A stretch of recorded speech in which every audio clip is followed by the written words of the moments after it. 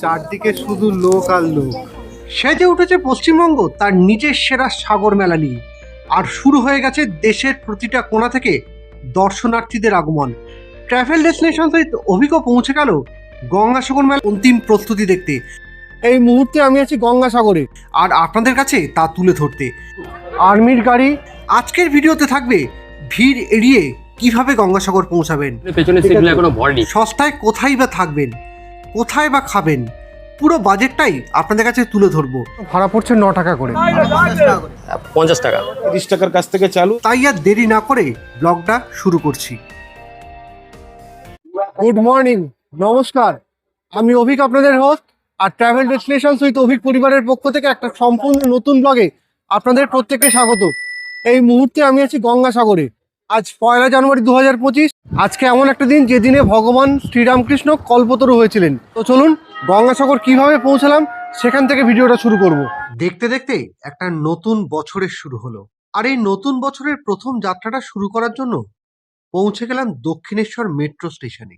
Good morning, নমস্কার।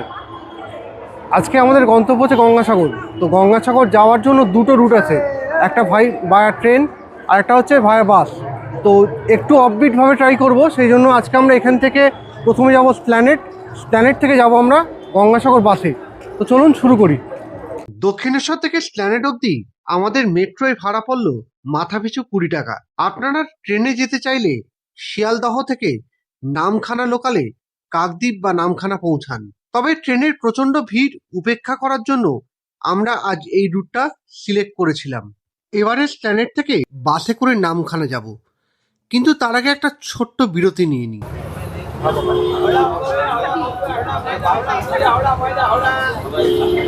শীতের সকালে চা খাওয়ার আমেজটাই আলাদা, আর চা না খেলে ঠিক এনার্জিটা আসে না।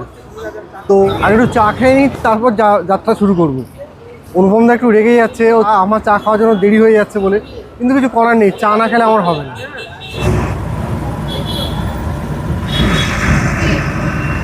বাস স্ট্যান্ডে পৌঁছে দেখি যে একটা নামখানার বাস বেরিয়ে যাচ্ছে। তো ন্যাচারালি অনুপমদা আর আমি ঘড়ি করে বাসটায় উঠেছি।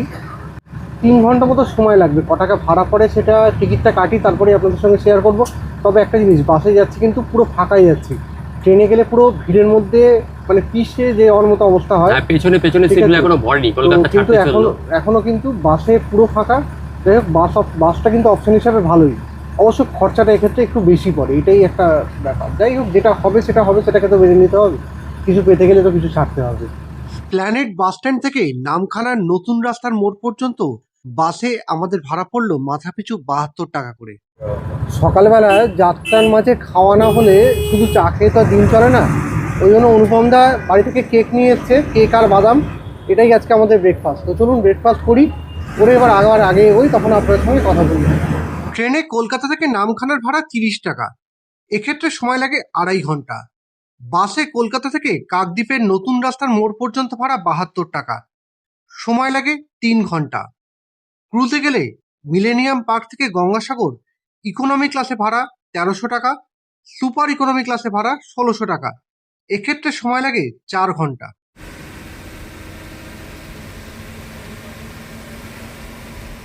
ঘড়িতে এই মুহূর্তে 11টা 25, 9:30 যাত্রা শুরু করে এই মুহূর্তে পৌঁছলাম আমরা ডায়মন্ড হারবারে।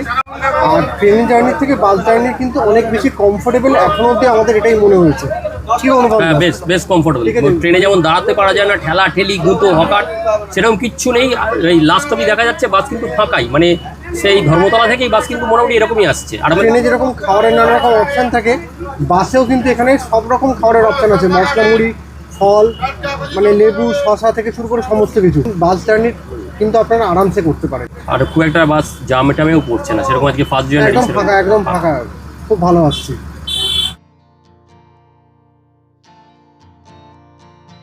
কথায় আছে সব তীর্থ বারবার, গঙ্গাসাগর একবার। আমি সত্যিই ভাগ্যবান যে আমার জীবনে এই নিয়ে গঙ্গাসাগর 3 বার। তবে এবারের যাত্রাটা শুধুমাত্র আপনাদের জন্য। যাই হোক, দেখতে দেখতে কাকদ্বীপ নতুন রাস্তার মোড়ে আমরা নেমে পড়লাম। আর এবার এখান থেকে টোটো ধরে পৌঁছে যাব লট নাম্বার 8-এ। এক্ষেত্রে টোটো ভাড়া 20 টাকা।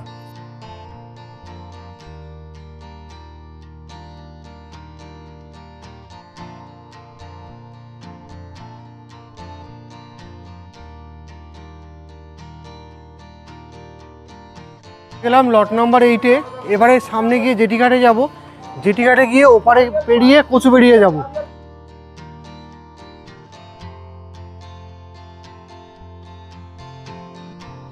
আমরা লট নাম্বার 8 থেকে কচুবেড়িয়ে লঞ্চে পেরোবো, তার জন্য ভাড়া পড়ছে 9 টাকা করে। সরকারি ভেসেল বলেই কিন্তু 9 টাকা, প্রাইভেট হলে কিন্তু অনেক টাকাই লাগতো। এবছর কুম্ভ মেলা পড়েছে, এতটা রাস্তা ফাঁকা ফাঁকা এসে ভেবেছিলাম পুরো রাস্তাটাই আরামে যাব, কিন্তু লট নাম্বার 8-এ জেটিতে পৌঁছে বুঝলাম গঙ্গাসাগরের আবেগটা কুম্ভের জন্য কোনো অংশেই কমেনি।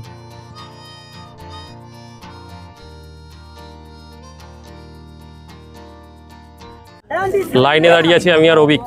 চারদিকে শুধু লোক আর লোক, এতক্ষণ যে ফাঁকা আরামে এসছি না, এবারে কিন্তু ব্যাপারটা পুরো চেঞ্জ হয়ে গেল। পুরো গঙ্গাসাগর ব্যাপারটা বোঝা যাচ্ছে, তাই তো? একদম পুরো গঙ্গাসাগর অ্যাম্বিয়েন্সটা ফিল করা যাচ্ছে। বিশাল ভিড়, একদিক দিয়ে লোকজন আসছে, একদিক দিয়ে লোকজন যাচ্ছে। সামনে ভেসেল দাঁড়িয়ে, আমরা এই ভেসেলে উঠতে পারবো কিনা জানি না। এগিয়ে চলেছি আস্তে আস্তে। অনুপমদা এতক্ষণ ঝিমিয়ে গেছিল, অনেকটা জার্নি করে এসছে তো, কিন্তু এখানে এসে লোকজনের ভিড় দেখে ও কিন্তু পুরো চার্জ হয়ে গেছে। এখন মনে হচ্ছে আমার থেকেও যেন ওর বয়সটা কমে গেছে। আর হাসি দেখুন না, কি ভিড় ভাই। আমরা ভেসেলে উঠছি, ভেসেলের ভিড়টা খালি দেখুন কি অবস্থা। তো যাই হোক, যেভাবে হোক সেভাবেই তো যেতে হবে, এগোনো যাক।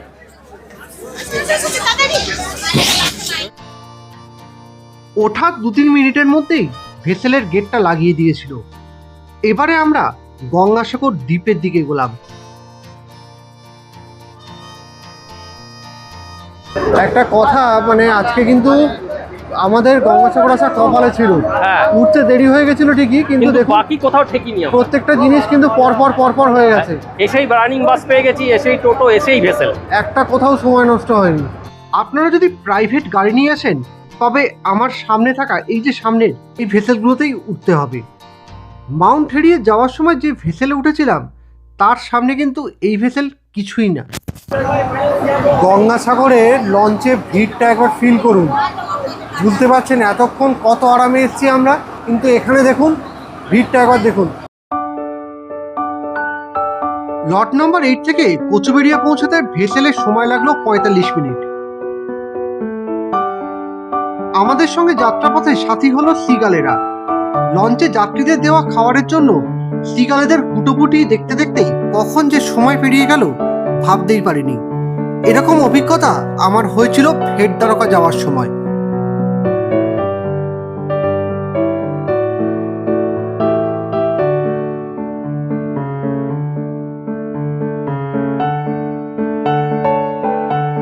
পৌঁছে গেছি গঙ্গাসাগরে। আর একটা জিনিস বলার, সেটা হচ্ছে পুলিশ অ্যাডমিনিস্ট্রেশন কিন্তু খুব দক্ষ হাতে কিন্তু জিনিসগুলোকে কন্ট্রোল করছে, এটা দেখে খুব ভালো লাগলো। ক্রাউড কিন্তু যথেষ্ট আছে, প্রচুর তীর্থযাত্রী, কিন্তু কোথাও কোনো ঠেলাঠেলি নেই, সব কিছু সুশৃঙ্খলভাবে চলছে। দক্ষিণ 24 পরগনা প্রশাসন কিন্তু এই জায়গায় কিন্তু 100% মার্কস পেয়ে এখনও অবধি পাস করলো। আর এই ভেসেলে আমরা এসেছি, এদিকে হচ্ছে যারা ফিরে যাবেন গঙ্গাসাগর থেকে তাদের লাইন, কিন্তু সব কিছু অত্যন্ত সুশৃঙ্খল।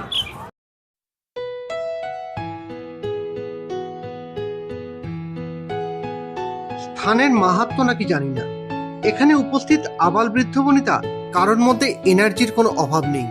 আর এখানে উপস্থিত হলে আপনিও সঞ্জীবিত হবেন। তবে হ্যাঁ, উৎসবের মরশুমে খরচাটা বেশ খানিকটাই বেড়ে যায়। টোটোয় এমনি সময় কচুবেড়িয়া থেকে সাগর অবধি যেতে ভাড়া পড়ে 60 টাকা। এখন মেলার ঠিক আগে এখন ভাড়া হচ্ছে কিন্তু 100 টাকা। দেখি আবার আগে কী ব্যবস্থা আছে। প্রশাসন কতটা দক্ষভাবে সামলানোর জন্য তৈরি। আর্মির গাড়ি, আগে পুলিশের গাড়ি, আর এখানে নামার পর কচুবেড়িয়া ঘাটে কিন্তু আপনি অনেকগুলো হোটেল পাবেন। সেখানে যদি আপনি মনে করেন দুপুরে লাঞ্চ করবেন, আপনি আরামসে সেখানে লাঞ্চ করতে পারেন। রেটগুলোও কিন্তু খুব একটা বেশি কিছু নয়, একদম সাধ্যের মধ্যে। হচ্ছে এখানে টোটো যেগুলো আছে সেগুলোর ভাড়া তো আপনাদেরকে বললামই। এই ভ্যানগুলো বাস স্ট্যান্ড অবধি নিয়ে যাবে, তার ভাড়া করেছে কিন্তু এই মুহূর্তে 10 টাকা করে। তো বুঝতেই পারছেন, দেখে শুনে চলবেন, নাহলে কিন্তু অনেকে এরকম হাতে টানা ভ্যানেও যারা হাঁটতে পারবেন না তাদের তো কিছু করার নেই, কিন্তু যারা হাঁটতে পারবেন তারা কিন্তু এখান থেকে বাস স্ট্যান্ড এমন কিছু দূরে না, ওটুকু হেঁটেই নেবেন। অমনি রেট আছে 1400 টাকা আপ এন্ড ডাউন।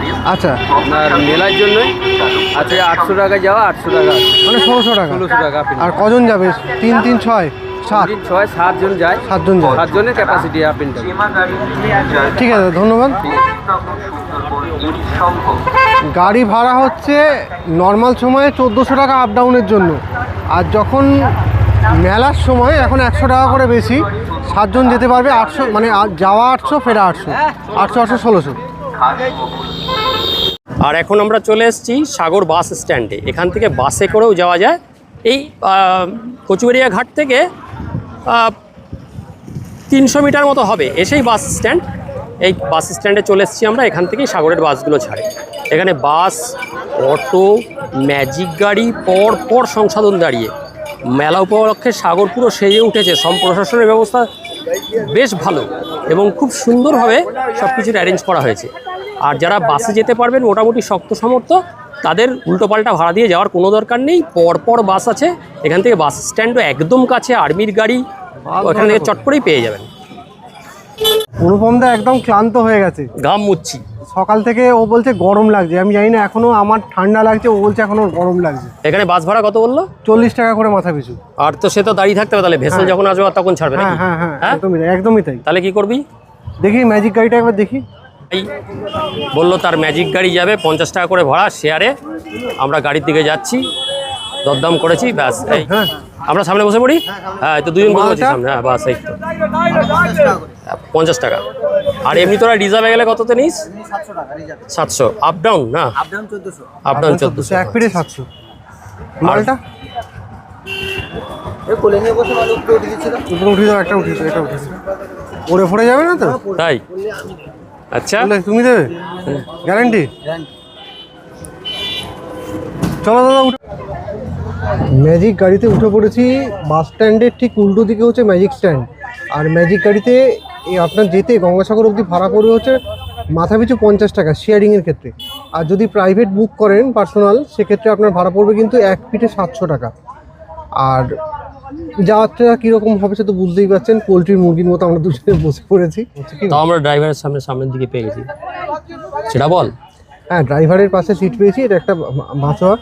বললাম যে দাদা আমরা একটু ভিডিও করবো। বললো যে ঠিক আছে, আপনারা সামনেই বসুন। এইটুকু কনসিডারেশন আমাদের করেছে, ভাড়াতে কোনো কনসিডারেশন নেই কিন্তু।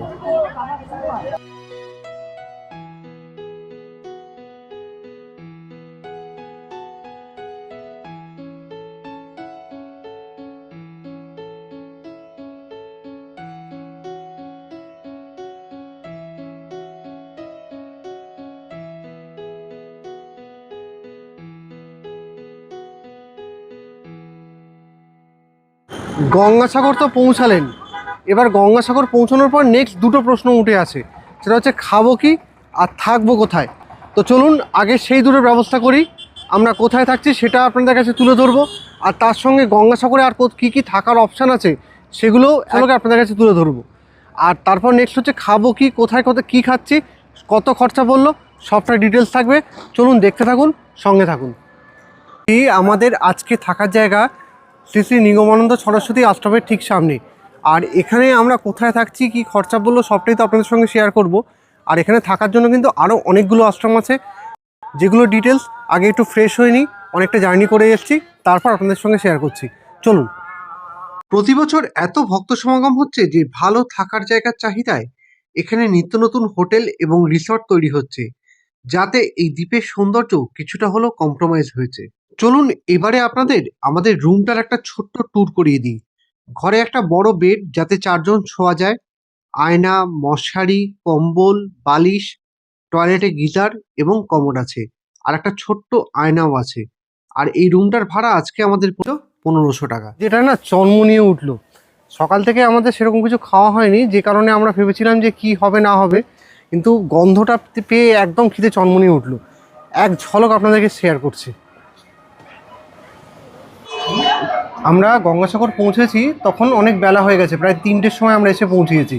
আর 3টের সময় পৌঁছানোর পর আমরা ওখানে আশ্রমে ফ্রেশ হয়েছি। ফ্রেশ হয়ে ওখানে প্রসাদের জন্য বলেছিলাম, কিন্তু ওখানে প্রসাদ অ্যাভেলেবেল ছিল না, মানে অনেক বেলা হয়ে গেছে, প্রায় 3:30 পৌনে 4টার সময় আমরা বলেছি।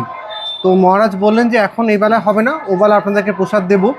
আর তার আগে আপনারা সামনে একটু চলে যান, গিয়ে আমরা এখানে হোটেল অন্নপূর্ণা বলে একটা হোটেল আছে, যেটা কপিল মুনির আশ্রম থেকে খুবই কাছে। আর নিগমানন্দ আমাদের থাকার জায়গা নিগমানন্দ আশ্রম থেকেও খুব একটা দূরে নয়। সেরকম একটা হোটেলে আমরা এখন ভাত খেতে এসেছি। এত বেলায় কোনোদিনই ভাত খাই না, যাই হোক কিছু করার নেই, পরিস্থিতি যেরকম হবে সেরকমই করতে হবে।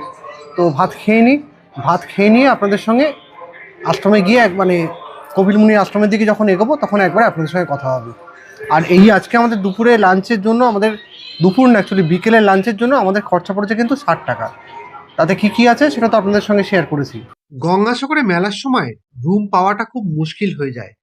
আমি আমাদের আশ্রম ছাড়াও আপনাদের সুবিধার জন্য আরও কয়েকটা আশ্রম আর হোটেলের নাম আর নাম্বার দিয়ে দিলাম, যা আপনাদের প্রয়োজনে কাজে লাগতে পারে।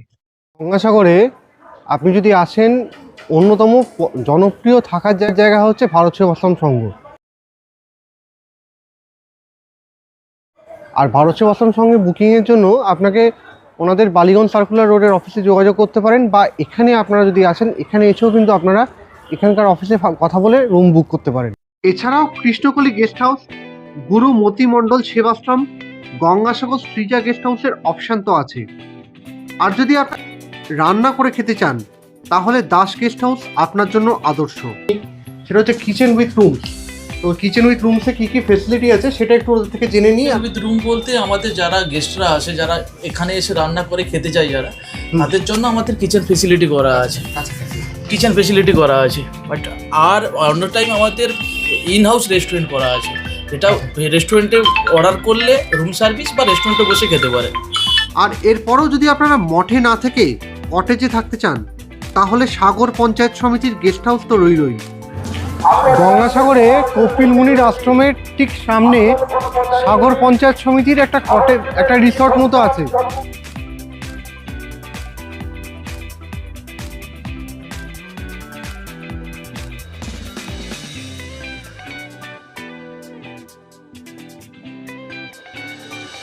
এছাড়াও কপিল মুনির আশ্রমে আপনি নিঃশুল্কে সারা বছর থাকতে পারেন, তবে ভিড়ের জন্য মেলার সময় এখানে থাকার অপশন থাকে না। এবারে আমরা এসেছি সন্ধেবেলায় সন্ধ্যারতি দেখতে। আমি আর অনুপমদা পৌঁছে গেছি কপিল মুনির আশ্রমের সামনে, আর এবারে আমরা দর্শন করব সন্ধ্যারতি। আর আমরা তো দর্শন করবোই, সঙ্গে আপনাদেরকেও দর্শন করাবো। চলুন।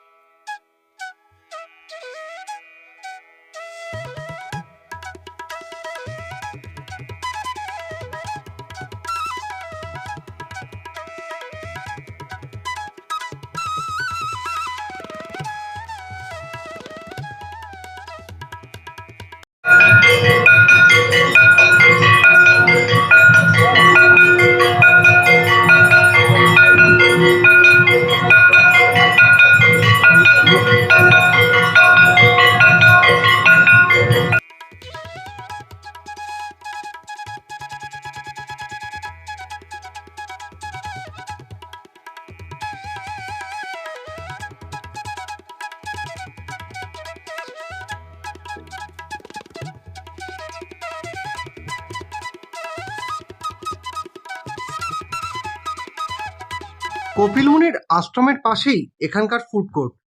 আমার গত দুবারের অভিজ্ঞতা থেকে বলতে পারি এটাই গঙ্গাসাগরের সেরা খাবারের ঠিকানা। মেনু কার্ডটা আমি আপনাদের জন্য দেখিয়ে দিচ্ছি। শুভ সকাল বন্ধুরা, আজ গঙ্গাসাগরে আমাদের দ্বিতীয় দিন।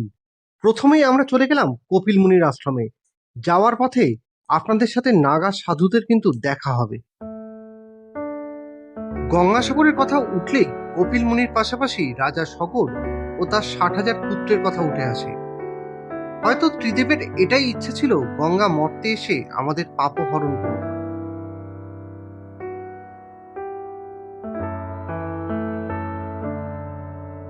আর কপিল মুনি আর ভগীরথ এই দুই মহাপুরুষ তো একটা মাধ্যম মাত্র।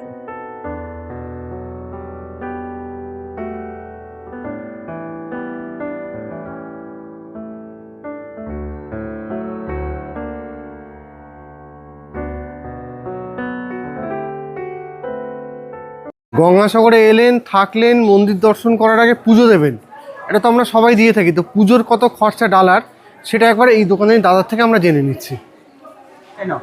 আচ্ছা, আমাদের নর্মাল পুজো আছে 30 টাকার কাছ থেকে চালু, 30, 50, 100, যার যেতটা সক্ষম। এরপরে আছে বড় ডালি 200, 500, যার যেটা ইচ্ছা। আচ্ছা, মানে 30 টাকা থেকে 500 টাকা অবধি সমস্ত রকম পুজো আপনার কাছে অ্যাভেলেবেল আছে। হ্যাঁ। আর পুজো দিতে তো এখানে খুব বেশি না, মন্দিরে কোনো দক্ষিণার কোনো চাপ নেই, যার যেটা সক্ষম সেটা দেবেন মন্দিরে। আমাদের গঙ্গাসাগরে এইটাই সিস্টেম রয়েছে। গঙ্গাসাগরে আপনি এলেন, এসে থাকার জন্য তো যে কটা হোটেলের অপশান দেখলাম, যা পুণ্যার্থীর সমাগম হয় তার সেই অনুযায়ী কিন্তু থাকার জায়গা অনেকটাই কম।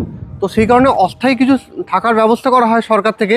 তো সেগুলোর প্রিপারেশন এখন চলছে, সবে বাঁশ বাঁধা হয়েছে, বেশ কিছু জায়গায় হোগলা পাতা দেওয়া হয়ে গেছে। এই হোক, প্রিপারেশন কিন্তু খুবই ভালো, বায়ো টয়লেটের ব্যবস্থা সব দিক থেকে কিন্তু প্রস্তুতি খুবই ভালো। আর প্রশাসনিক যে কন্ট্রোল সমস্ত কিছুর ওপর, সেটাও কিন্তু প্রশংসনীয়। ये कैसे बनाते हैं आप लोग? इसका माटी आता है, गोपी चंदन है, हाँ, गोपी चंदन। वहाँ से आता है। आने के बाद यहाँ पर जल मिला के इसको जो है सो बनाया जाता है।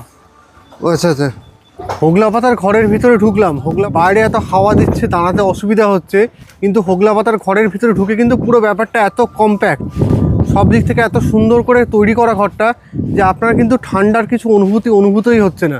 এটা কিন্তু একটা খুব ভালো সাইন।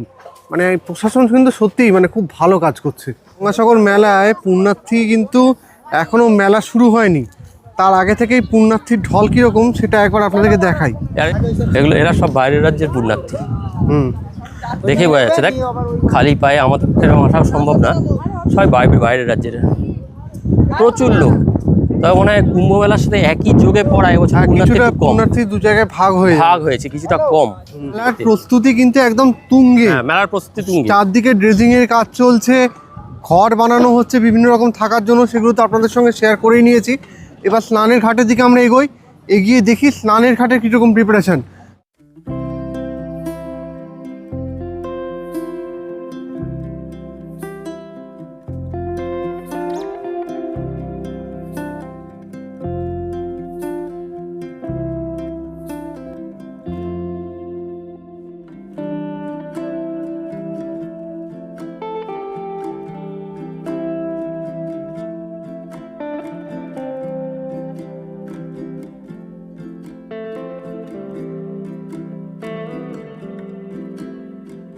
এই জায়গাটা যেখানে দাঁড়িয়ে আছি, দেখতে পাচ্ছেন আমার পেছনে অনেকে স্নান করছেন, আর এটাই হচ্ছে গঙ্গাসাগর মেলায় স্নান করার জায়গা।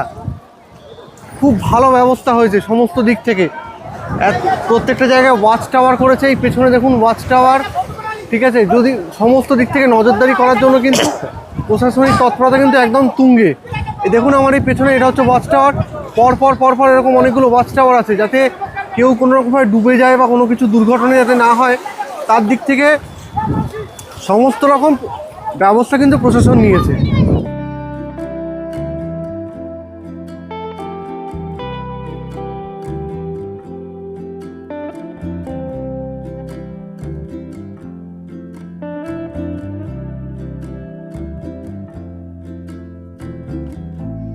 আজকের মতো গঙ্গাসাগর মেলার প্রস্তুতির ভিডিওটা এখানেই শেষ করছি। দেখা হবে পরবর্তী ব্লগে গঙ্গাসাগরের কিছু অফবিট জায়গার সঙ্গে। দেখতে ভুলবেন না কিন্তু, আর যদি ভুলে যান তবে সাবস্ক্রাইব করে বেল বাটনটা প্রেস করে দিন, ঠিক নোটিফিকেশন পৌঁছে যাবে। এসে শুধু তো ঘুরলেই হবে না, পেটে কিছু দিতে হবে। তো আজকে সকালে আমাদের পেটে দেওয়ার আইটেম হচ্ছে পেটাই পরোটা। অনুপমদা আবার এগুলো খেতে চায় না, আর ফ্যান্সি খাওয়া ছাড়া খায় না। যাই হোক, আমি তো ভাই গরিব মানুষ, এখন আমার তাড়নায় বসে পেটাই পরোটা খাওয়াচ্ছে। বলেছে কি যদি খেতে খারাপ লাগে তোকে গালাগাল দেবো, জানি না হয়তো দেবে না, ভালোবেসেই বলেছে। পেটাই পরোটা দিয়ে শুরু করি আজকের দিনটা।